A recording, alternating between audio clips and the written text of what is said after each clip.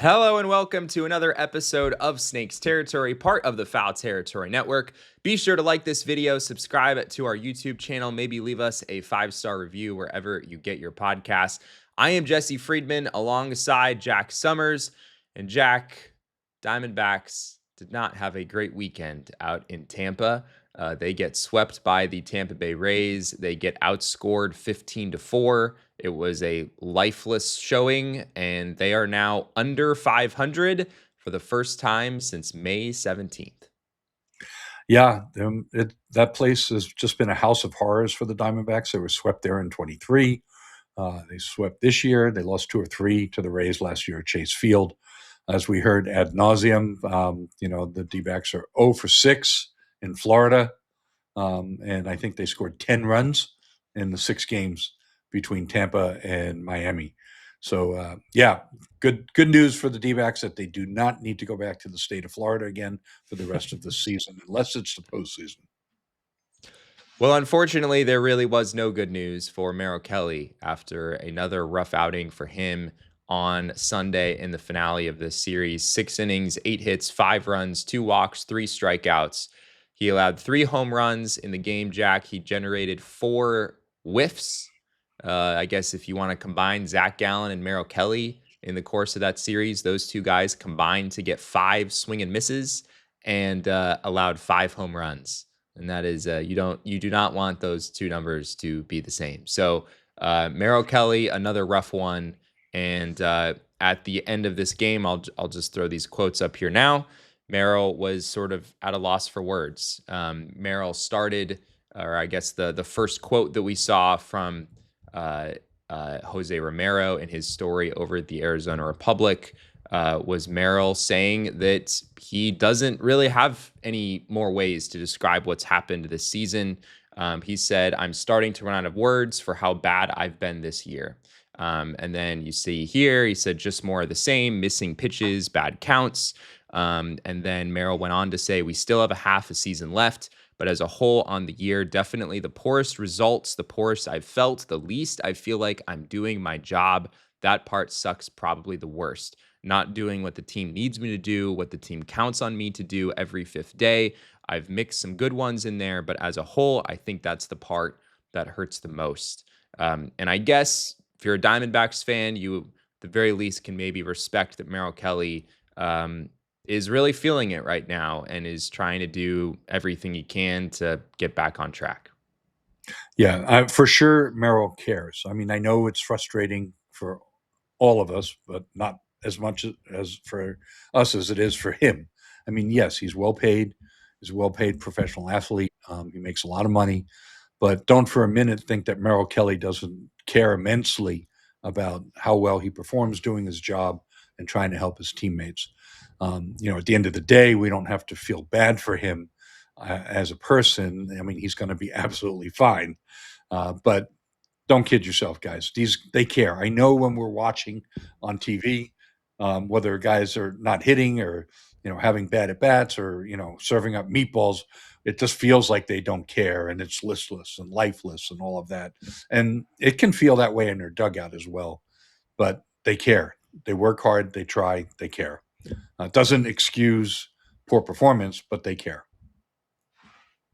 Zach Gallen has the worst ERA in baseball among qualified starters at 6.15. Merrill Kelly is still not a qualified starter, so he technically is not on that list. But if he were a qualified starter, his 5.84 ERA theoretically would rank second worst in baseball, just behind his teammate Zach Gallen. So certainly not what the Diamondbacks were hoping to get from those 2 guys this season. We talked a little bit more about Gallen after his start on Friday. In terms of Merrill, Jack, I know you've done some work looking at some of the underlying numbers for Merrill this season and in comparison with 2025.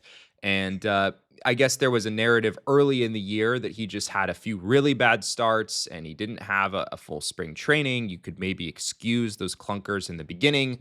But I think your chart here shows pretty clearly that Merrill Kelly, even if you exclude those really bad starts at the beginning of the year, he has not been the same guy.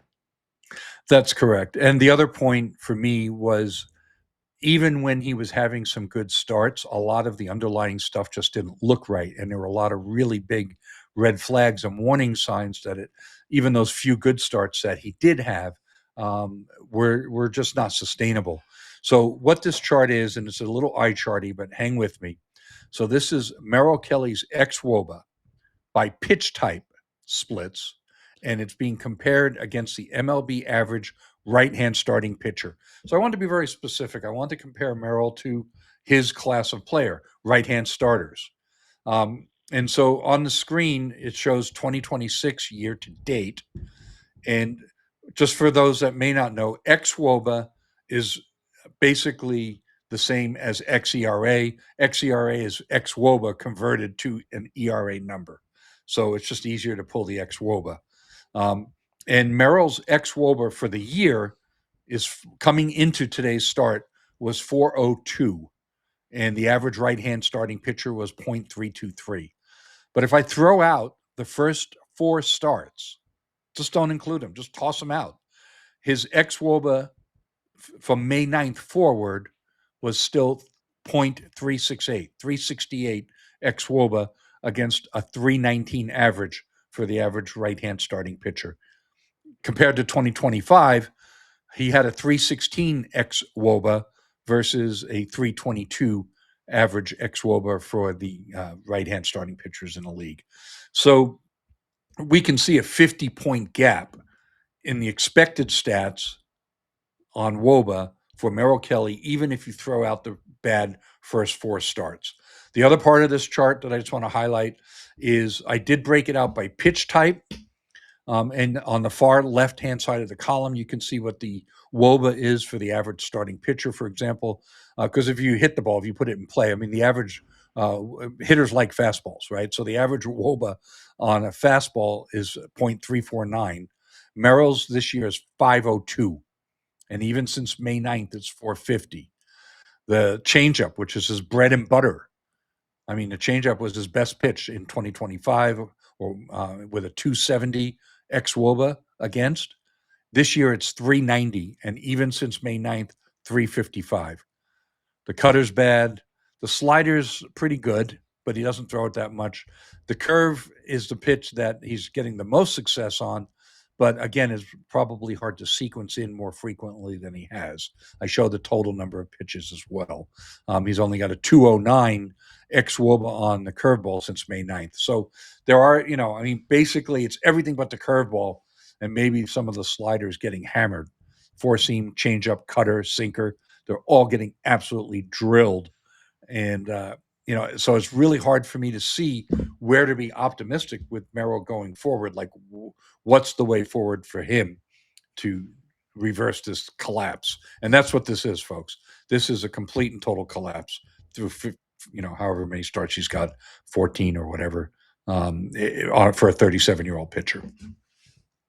I think we've always understood with Merrill that the stuff wasn't all that great, and as it continued to diminish as he got older, like there was a risk there, certainly, that he would just sort of drop off the table. What's odd about his 2026 season is the numbers haven't really dropped off the table. I mean, his 4-seam fastball this year is averaged 92.0. Last year it averaged 91.9. You look at the movement on some of his pitches. I know the cutter movement profile is pretty different this year. I'm not sure it's clearly worse than it was last year, but it is different. The changeup, his signature pitch that you mentioned, almost exactly identical in terms of velocity and movement. I think he's lost 1/3 of an inch of drop, but that is such a small number. It's hard to believe that is solely responsible for the difference there. And it sets up a situation with Merrill, Jack, where I'm just like, I just can't really put my finger on what's gone on with him this season. The narrative that he's kind of pushed in his post-game interviews, and he talked about it again today, was just throwing too many pitches in the heart of the zone. And I know this is maybe a bit of an oversimplification, but if you just look at the percentage of pitches in the heart of the zone for Merrill Kelly, he actually has thrown fewer of them in 2026 than he did a season ago. This season, he's at 22.3% of his pitches in the heart of the zone. Last year was 24.3%. So actually down 2% in that regard. The one thing I could find, Jack, was his zone rate is down pretty significantly. He has thrown 43.5% of his pitches in the zone entering today. Last year it was 47.8%. And I think compared to the rest of his career, I believe that's the lowest zone rate of his career. So in terms of just literally throwing the pitch in the strike zone, Merrill Kelly has regressed in that regard. And I guess that results in fewer counts in his favor and hitters maybe just being more comfortable against his wide arsenal of pitches. Merrill also talked about his mechanics and saying that, he felt like there was some issues there with his mechanics and there were definitely some problems there. I go back to discussion I had with Brent Strom during the Madison Bumgarner trials, and when we're looking at Bumgarner, I mean, his velocity was the same, his spin rates were the same, the movement profile on his pitches was essentially the same. We couldn't figure out why hitters were crushing him, but he was having a lot of location mistakes. It wasn't so much that he was walking guys, but he did get scared out of the strike zone a little bit. And I asked Strom, I said, do pitchers sometimes maybe have to go a little harder or closer to max effort when they get older, and it doesn't show up in the velocity and the spin rates, but it does show up in inconsistency in mechanics and inability to locate? And he said, absolutely. He said, the location oftentimes goes first, especially when you're looking at guys that don't throw 98 miles an hour. It's like, all of a sudden, why is this, command and control expert having a hard time dotting the ball like he used to do and keeping it in the strike zone? And so, I that's an age factor. I mean, look, we all get older. Father Time is undefeated. And being able to repeat your mechanics, whistle clean every single time so that you can put the ball exactly where you want it, that's part of the formula too. And there's probably some ways to measure that, but it's much more subtle and difficult to do so. And so those things will show up first before you see the rest of the underlying metrics kind of follow in behind. Yeah, I think that makes a lot of sense. Certainly, that could be at the heart of what's going on with Merrill Kelly. 5.84 ERA at this point, still just such an enormous difference from where he was a season ago. A 3.52 ERA in 184 innings. He was one of the best pitchers in baseball, and this season, far, far from it. So, Diamondbacks get swept by the Rays. Junior Caminero, holy cow, they are going to be happy to not have to pitch to him anymore. He went 5 for 10 in the series with 3 home runs. That was pretty brutal. And the Diamondbacks have now lost 6 of their last 8. They are 10-18 since reaching a season high 7 games over 500 back on May 27th. And I guess we should maybe touch on the offense here as well. The Diamondbacks was scoring just the 1 run in the finale of the series. They have now scored 2 runs or fewer in 14 games since May 30th. That is the span of less than a month. And the Diamondbacks have scored 2 runs or less in 14 games in that span. This offense, Jack, continues to be lifeless with runners in scoring position, and really more lately, just kind of lifeless in general. Yeah, I mean, we're going to dig into some of the underlying stuff a little bit later in the show on the offense, but we're getting close to the time where some really big moves probably will be happening soon. I mean, I don't know how much further they can go this way with the offense struggling this badly. Whether that's change of player personnel or change of coaching personnel, something's going to give. It's just as simple as that. What moves they'll choose to make and when and how they'll make them, we don't know for sure. We can make suggestions. We have ideas just like everybody else. We'll put some of those forth today, but very, very difficult to watch. They're just a tough watch right now. Before we get to our first break, just circling back to Merrill and Zach real quick. You and I had a conversation earlier today offline about how the Diamondbacks could maybe maximize the value on these two guys as they are continuing to struggle. I know there's a contingent of people that would love to see the D-backs just remove Merrill and Zach from the rotation and, maybe throw Mitch Bratt and Cole Drake or something like that in there. I don't think that's a realistic outcome for this team right now. But Jack, I know you had a thought about how the Diamondbacks could maybe get some more value here.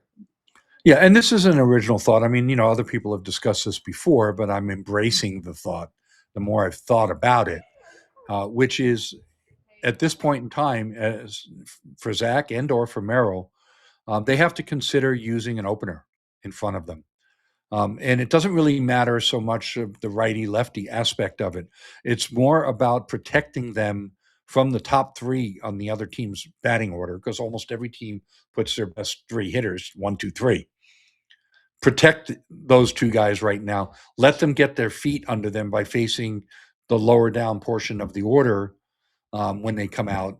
And then by the time they get back around to the top of the order, they will have at least, faced anywhere from 3 to 6 batters, figure out what's working today, maybe be on a little bit more solid footing, maybe have a little bit more confidence.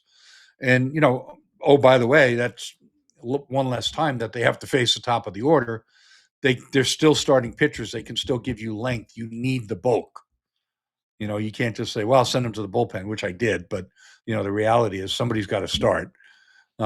So the other thing is, okay, with pedigree and history and relationships and all of that, I can see where that would be a difficult conversation to have. But I don't see how either one of them has a leg to stand on to push back on this idea if D-backs management went to them and said, yeah, we're gonna go with an opener today, or the next 2 or 3 times out, we're gonna try an opener for you guys. I think that they could get some value that way if you think it through. That way, they never really need to face the top 3 of any batting order more than once, twice if they're going really well, right? If they're pitching really well, then you can say, okay, let them try and get through that top 3 in the order. And if it happens too quickly, then it means they're not pitching well in the first place. But I think at least this way you can get some bulk innings out of them. You might be able to get 5 innings, 15 outs or whatever from them that way. So without giving up quite so many runs. So this is something I would try just to try to salvage them. And that's what I'm talking about here, folks. Salvage. I do not believe that either one of them is just going to magically turn it around and even be a 4 or 4.5 ERA pitcher. I think we're past the point of no return. Yeah, it's hard to argue with that as both of these guys continue to struggle. It is frankly hard for me to imagine the Diamondbacks actually doing that. I think the factors that you mentioned earlier of just the pedigree that they have in this organization, it's hard for me to see it happening, especially with maybe with Zach because it's a 1-year contract. I think with Merrill, the fact that he's coming back next year, the optics there, I just have a hard time imagining them going down that road, but certainly it makes some sense. All this to say, the Diamondbacks are not in a great position after the weekend. The vibes have soured quite a bit here over the past few weeks. And as we think ahead to the trade deadline, which is 36 days away, as we record here on Sunday evening, June 28th, the Diamondbacks have quite a few questions to answer. So when we come back after this break, we're going to dive into the trade deadline, how we think the D-backs should approach it.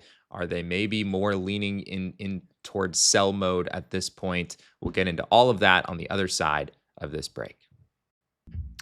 We are back here on Snakes Territory. Shout out to all of you who are here with us, watching on YouTube, listening on your favorite podcast app. We really appreciate you. As I mentioned earlier, it really helps us out if you would drop a like on this video, subscribe to our channel, hit the bell icon for notifications, leave us a comment. We always enjoy hearing from you. So thank you to all of you for doing all those things. We really, really appreciate it. Well, Jack, I mentioned it before the break. We are 36 days out from the August 3rd trade deadline. Some big decisions on the horizon. Of course, the only public comments that Mike Hazen has made on this subject or that he is planning to buy. So I guess in that sense, you still have to put some stock in those words. But Mike also said those words long enough ago that you wonder if things have maybe changed. The Diamondbacks are 41-42 after their series loss, or series sweep, I should say, at the hands of the Tampa Bay Rays. This is where they are in the standings. They are 3 games behind the St. Louis Cardinals for that third wild card spot. And maybe even more daunting than that number is the fact that they have 5 teams that they would need to jump over to get into that third wild card spot. Yeah, their playoff odds are not great right now. As of today, Fangraphs is already down to 18.5%, I believe. And I'm sure that when we look at Baseball Reference, they're probably going to be down to about 6%. Baseball Prospectus is going to be down to about 23%. So they're composite, even if you just use 3 different methodologies, is going to be about 16%.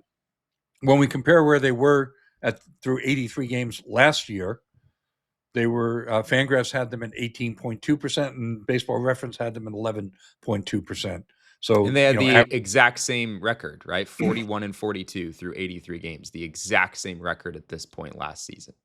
Right, and they were in a similar spot in the standings. So not looking great. It's pretty bleak, and Mike is a responsible general manager. So he's not going to, all of a sudden start stripping the farm bare to go bring in a bunch of rentals. That's not going to happen. What he is going to do will still largely be determined by what happens over the next, 25 days. I mean, he's got 15, 20 games to decide ultimately what he's going to do. We, on the other hand, have opinions about what he should do or where he's likely to land on this based on what we're seeing. I guess this is where we throw this on the screen. That's the time. Yeah, I guess we'll stick with this for the next month or so and kind of use it to as a gauge for what the Diamondbacks are most likely to do at the deadline. For those of you listening, have no idea what I'm talking about.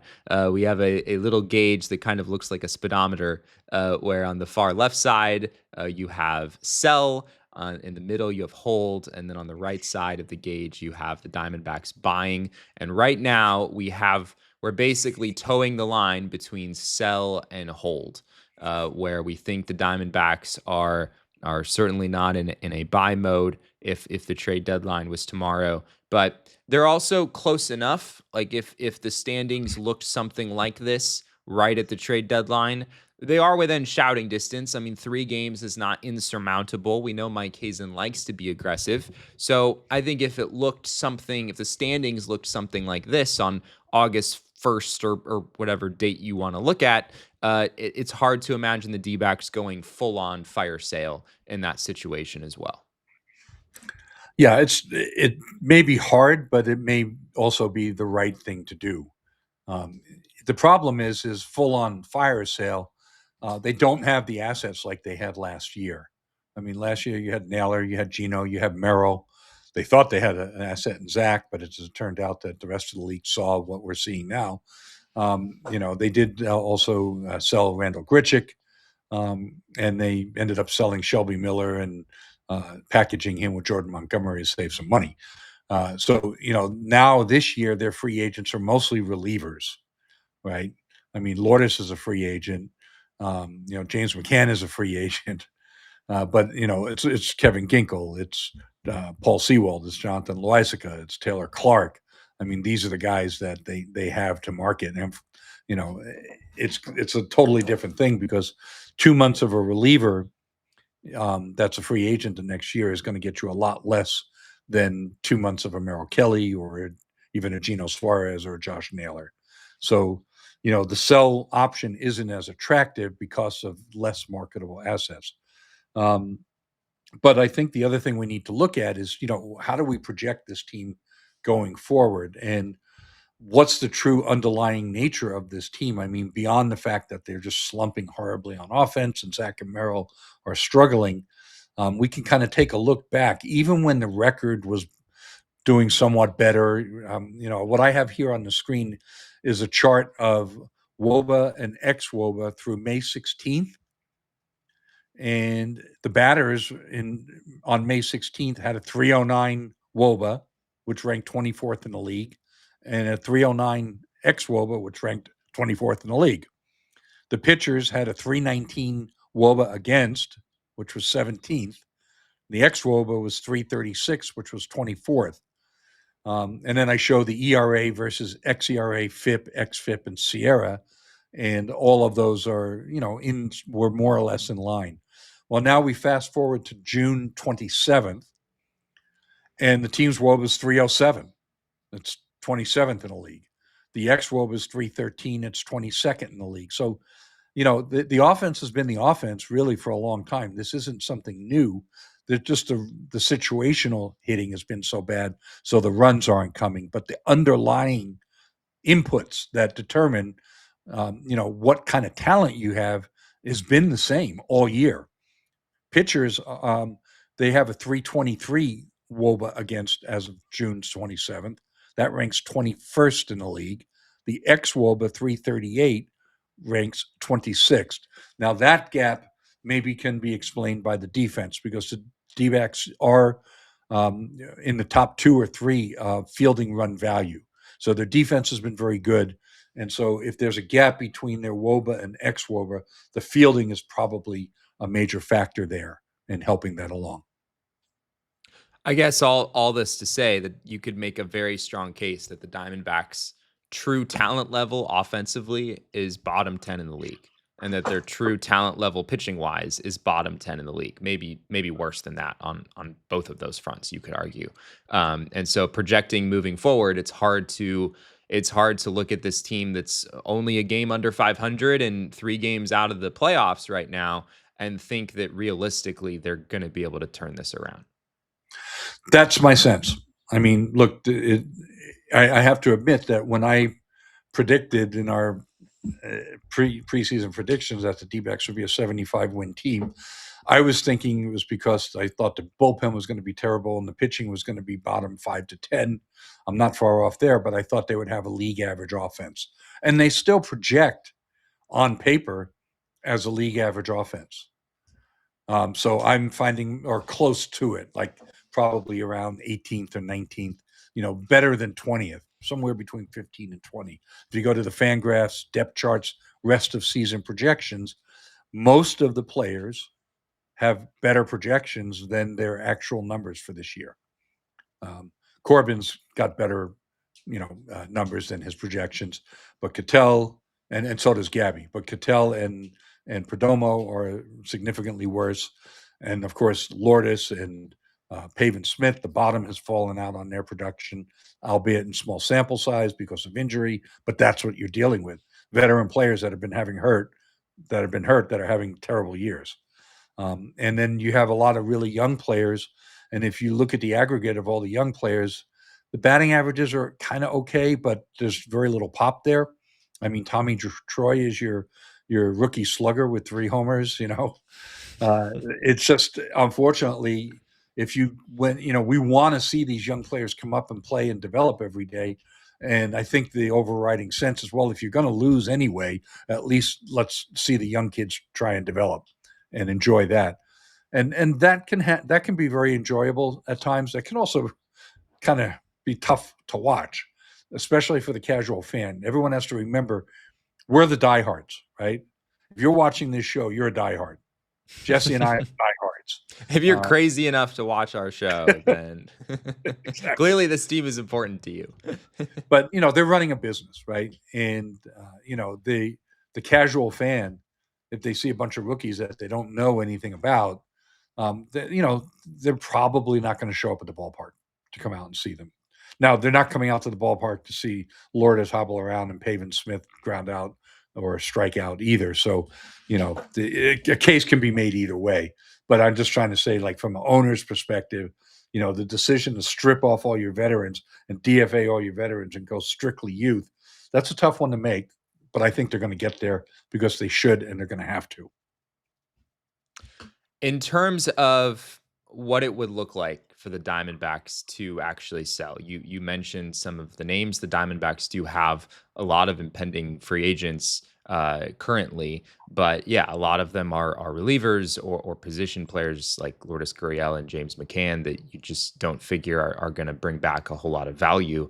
I guess on the reliever front, the name that stands out most to me as someone that would be attractive for teams is Kevin Ginkel. Ginkel, we've talked about it a lot. His underlying numbers have been strong consistently throughout the season. I know they've slipped a little bit here in recent days. There's been a little bit more hard contact lately, but he still has a sub-3 ERA and has a strikeout rate close to 30%. He's the kind of reliever that if you're a contending team, you'd probably be happy to plug Kevin Ginkel in, not as your closer, but maybe as like your seventh inning guy. I think that would be attractive for teams out there. The other relievers that the D-backs have available, it's a little bit hard to say how attractive they would be for teams. I mean, Ryan Thompson has put up pretty good numbers, but you look at the underlying stats, he's not really striking anybody out. And we know how important that is for teams, especially when they think about the postseason. They're looking for swing and miss. That's really the skill set they're targeting more than anything else. And it's really a skill set that Ryan Thompson doesn't have. He's well below average in that regard. A similar story with Jonathan Loizaga, who has a good ERA, but his strikeout rate is well below the league average. Taylor Clark, similar story, strikeout rate well below league average.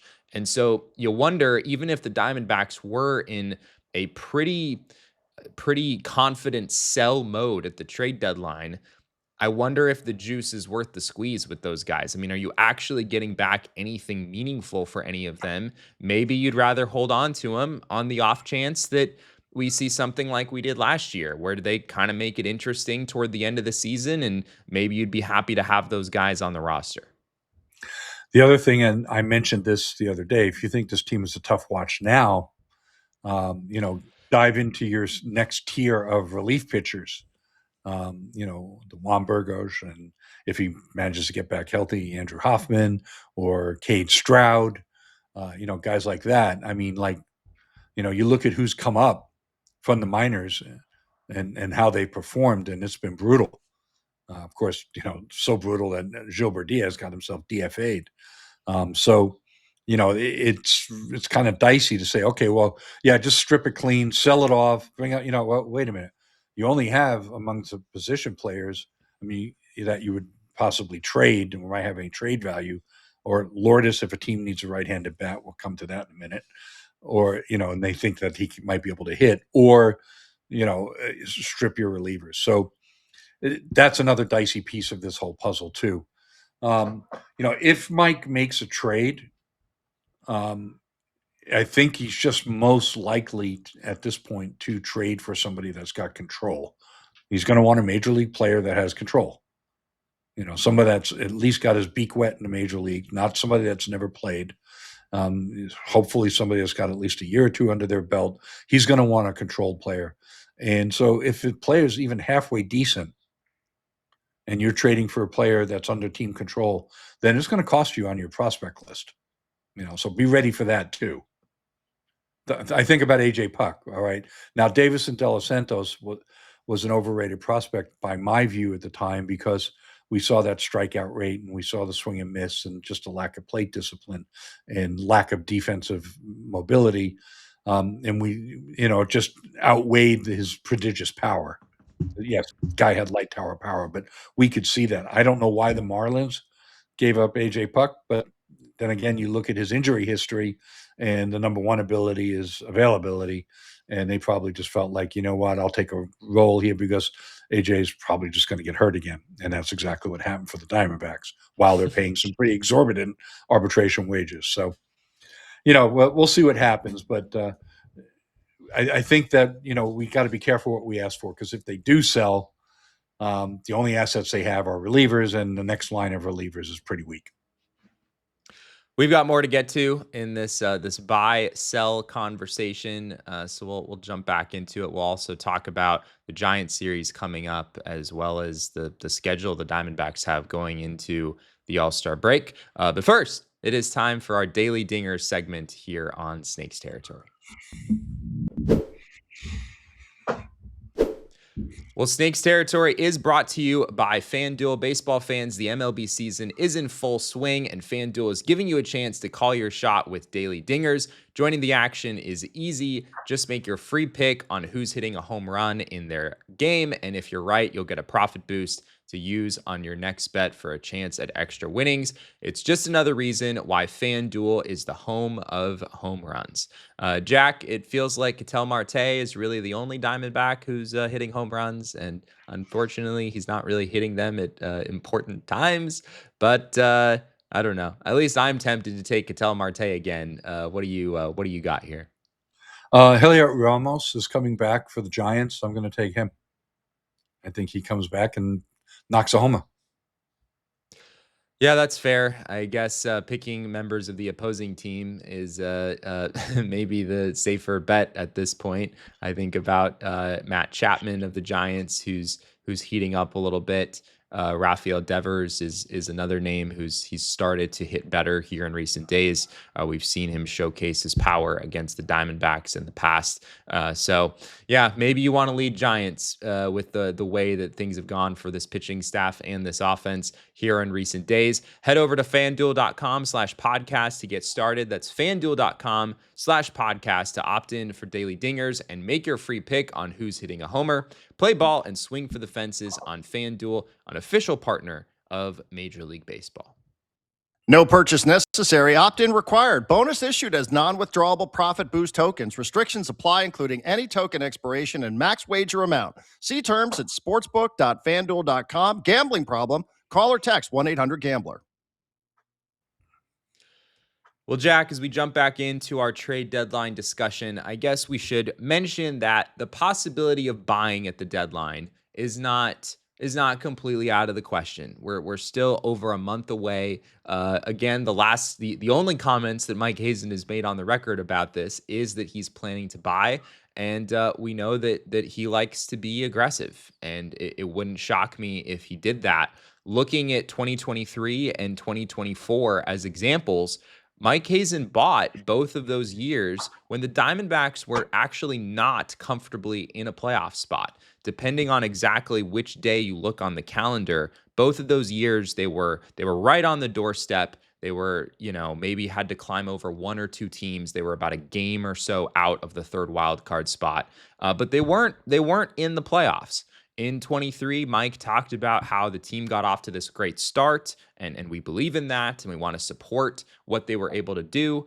And then in 2024, it felt like maybe a little bit more of a clear-cut decision, even though, yeah, the D-backs at that time, they were not in a playoff spot. So I don't think the threshold here is the D-backs have to be at the top wild card spot or the second wild card spot even. I think there's maybe a world where Mike Hazen buys and they're outside of the playoff picture. It just probably needs to look a little better than it does right now.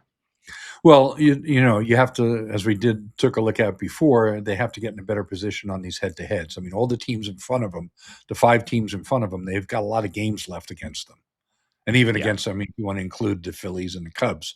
I mean, they've got 3 against the Phillies, 3 against the Cubs. They've got 4 against the Cardinals. They've got 3 against the Pirates, 3 against the Nationals, 3 against the Marlins. So they have an opportunity to make a move. Now, they're not all coming up right away, and the schedule's pretty tough. I mean, yes, they have 3 against the Giants, but then they face the Brewers for 3. Then they go on the road to California for 4 games against the Padres and 3 against the Dodgers. And yes, the Padres don't hit, but they're a tough team to beat in San Diego, and they pitch well. So, the D-backs could easily head into the All-Star break quite a few games under 500. But if they manage to turn it around, if, over these next 6, 4, 10, 13 games, if they go like 8-5 in the next 13 games and they get to a couple games over 500, they're probably going to be, right on the doorstep again. coming out of the All-Star break. And then it just depends what they do, that last week before Mike has to make his decisions. I mean, most of his decisions are made probably, a week before the trade deadline itself of like, okay, this is our direction. He can, make adjustments as he goes, depending on what's happening within that. And certainly injuries, both to his team and other teams, can come into effect there as well. So, yes, there's plenty of time for Mike to still become a buyer. But when you look at the underlying weaknesses of this team, they need to improve in those areas, I think, because the team's got to be looking at what I'm looking at and a lot more. They can't not see it. They know it, but they're just more patient than we are when it comes to their belief in players that, I mean, when they invest in a player, whether it's via draft or trade or signing and all the time and development and all of that, they're not just going to give up on that right away because the guy has a bad month. They're not fans, they're professionals. So at the same time, they see what we see and 10 times more. And so they know which guys are truly trending in the wrong direction, and they're going to make their decisions based on that. Another name we should mention on the sell side is Michael Soroka, who has theoretically an opportunity to be healthy before the trade deadline. And he's on a 1-year contract. And certainly if he came back healthy and looked good, then I'm sure there would be teams that would show interest in him. 3.07 ERA in 15 starts. The D-backs are in sell mode. They'd get a lot of calls on Michael Soroka if he was healthy. So I think Soroka would be far and away their most coveted asset if they were sellers and if he was healthy. The other name that's fascinating to me on the sell side is Paul Sewald, who is 18 for 19 in saves, right? I mean, it's hard to argue with that, but we know that the types of relievers that teams usually acquire at the deadline, if you trade for a team's closer, chances are you want them to be, their seventh inning guy. Or they want them to be their seventh inning guy or eighth inning guy or something like that. And I'm not sure a team would do that with Paul Sewald. It kind of feels like he has value in the closing role, but it would be maybe a bit of a wild card in any other setting. So he's another name where maybe there'd be interest, but the D-backs just might not be able to get enough to actually warrant trading him off to another team. Yeah, that's exactly right. Not that he would have zero value. He's only making $1.5 million. So, for $500,000, there's plenty of teams that would take a chance on him. But it just, you wouldn't get much back.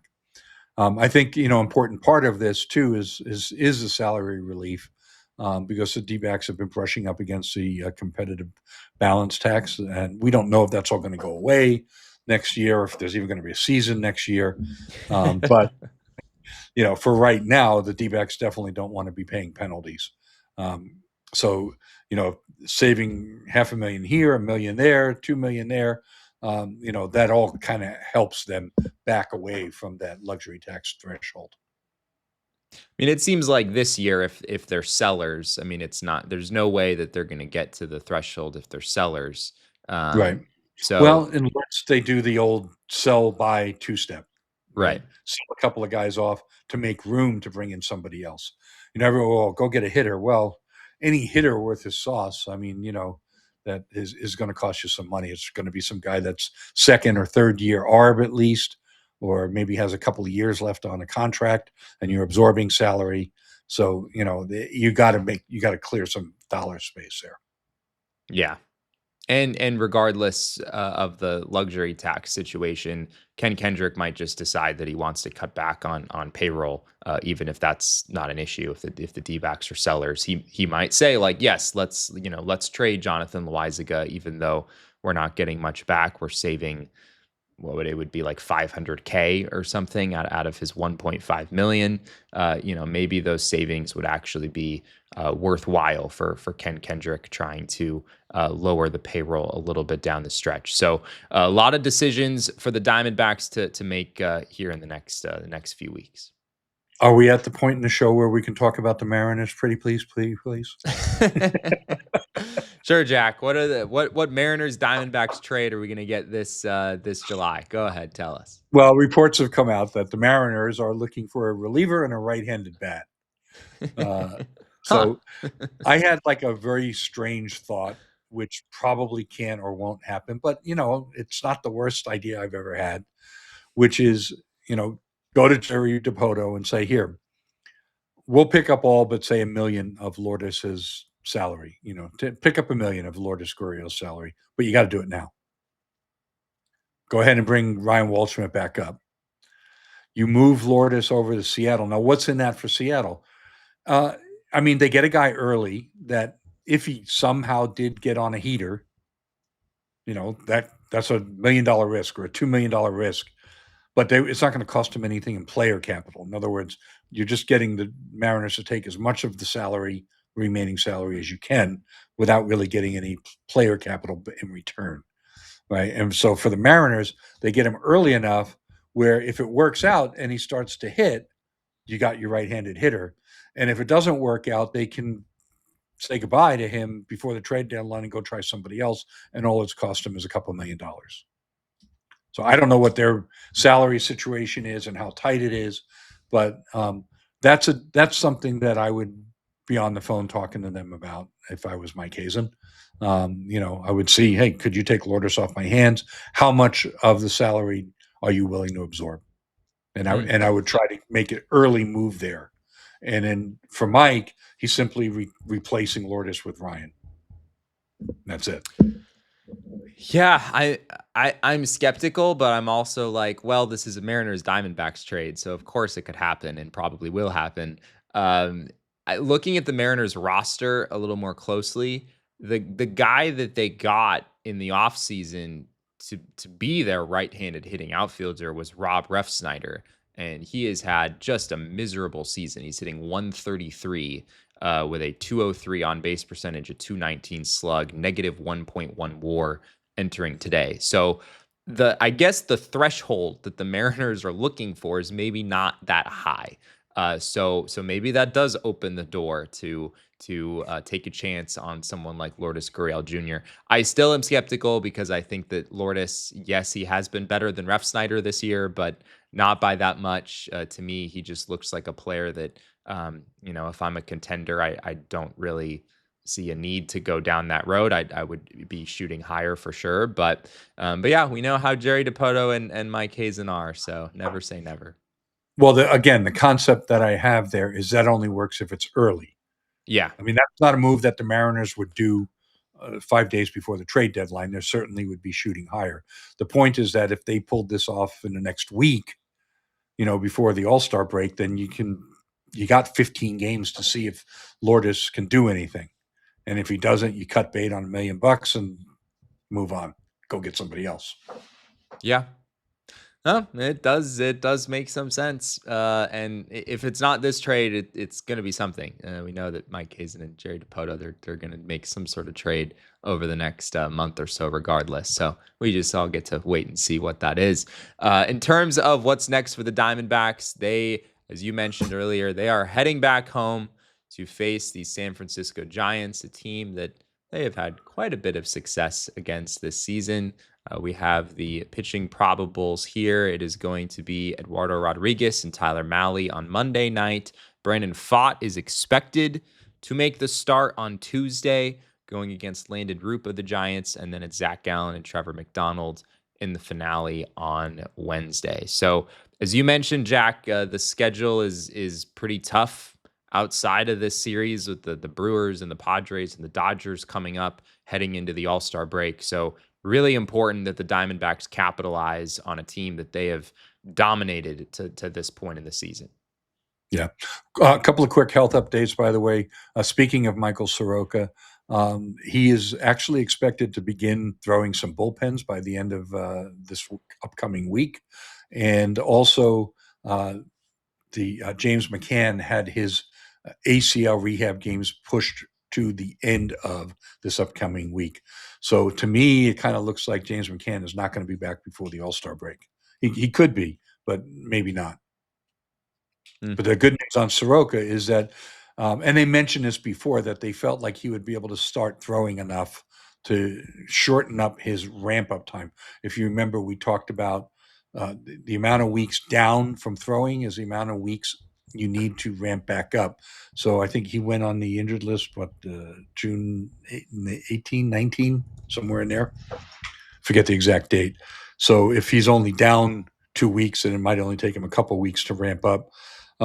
So we could very well see Michael Soroka immediately after the All-Star break. And that would be huge. That would give him plenty of time to at least get in a couple of starts and prove to the world he's healthy, and then turn into the D-backs' best sell chip if that's what they need to do. IL stint started on June 20th.